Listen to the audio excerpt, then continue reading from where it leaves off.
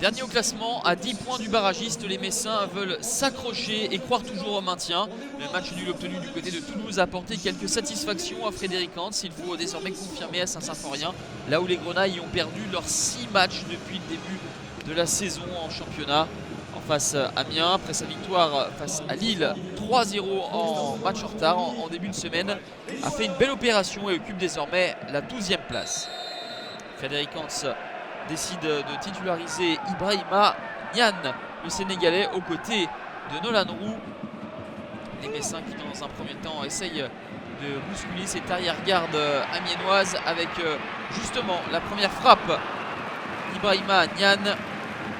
Mais la frappe n'est pas suffisamment appuyée pour mettre en danger outre mesure Régis Gürtner. La réaction des Amiénois avec le travail de Dibassi qui élimine en 2 temps Dosevi, le centre de Dibassi, et au deuxième poteau la tête victorieuse de Moussa Konaté à la demi-heure de jeu. Amiens mène 1-0.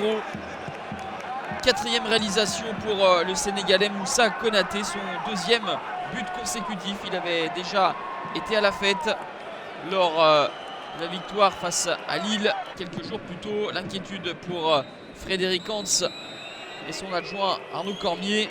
Ça fait 1-0 pour Amiens. Première partie de rencontre équilibrée, mais les Picards ont mieux utilisé le ballon et se sont créé des occasions. Metz maladroit. Frédéric Hantz n'a toujours pas vu ses joueurs marquer depuis son arrivée. Peut-être ici avec cette frappe lointaine de Dosevi.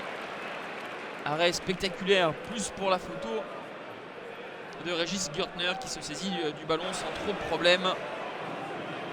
Amiens est dans une bonne passe depuis plusieurs semaines.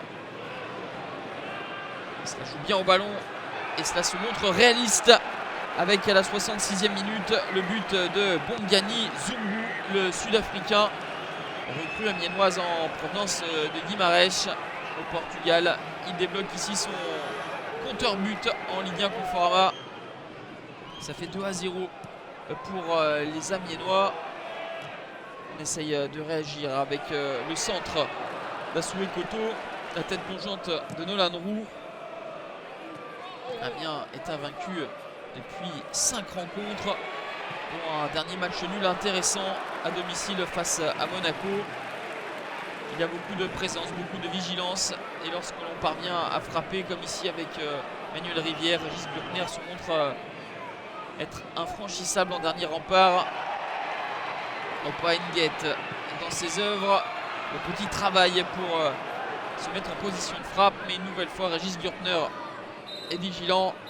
C'est terminé, 2e victoire consécutive pour Amiens qui étend son invincibilité à 6 rencontres. Les Picards remontent au milieu de tableau tandis que Metz reste englué en dernière position.